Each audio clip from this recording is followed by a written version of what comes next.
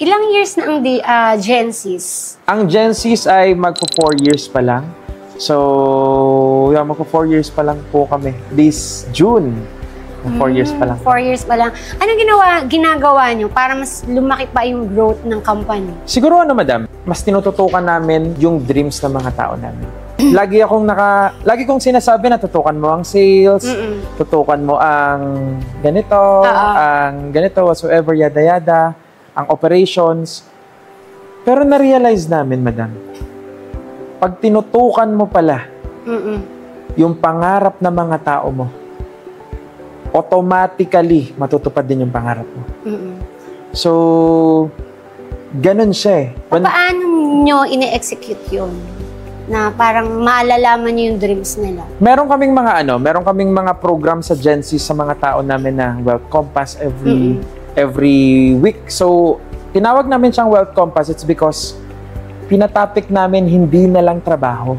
Hindi na lang sales and marketing, hindi na lang paano magganito, paano maganyan. So, tinatopic namin dito yung tunay na wealth. It's relationship, spiritual, money, and knowledge and growth. So, yun, nagbibigay kami ng mga ganon. Pangalawa, meron kaming partner, which is IM Plus. So, isa yun sa nagtutulong sa amin na mag-transform ng mga buhay nila. And siguro ito yung pinakamahalaga na natutunan ko in business, madam. Naniniwala ako na mahirap paghiwalayin ang personal life and ang business. Kunwari, pag may problema ka sa personal life mo, hindi pwedeng hindi mo yan madadala sa business. So sa amin, yung mga tao namin, inaalam talaga namin. So yun, yung mga future CEOs, sila yung parang, tingin namin sa kanilang lahat, they are our future CEOs. Kahit nasabihin nila na dumaan lang yung Gen Z sa buhay nila, kasi ayaw naman namin na 5 years, 10 years, nasa amin ka pa rin. Ibig sabihin, hindi nagbabago yung buhay mo. So 5 years, nandito ka, 10 years, nandito ka pa rin. EA pa rin kita, CSR ka pa rin ngayon. Ibig sabihin, hindi namin nagawa yung pangarap mo. Hindi kami nakapag-ambag para magbago yung buhay mo.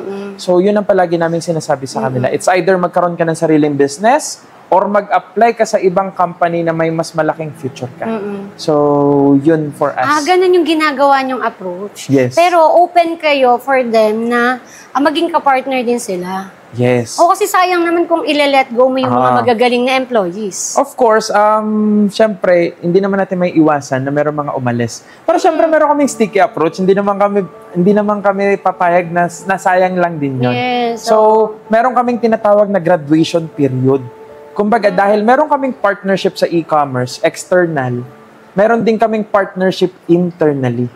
So, gumagraduate sila ng gumagraduate, gumagaling sila ng gumagaling, habang pag ready na sila, character, competency, pwede na namin silang puhunanan para magkaroon sila ng own business nila in the future.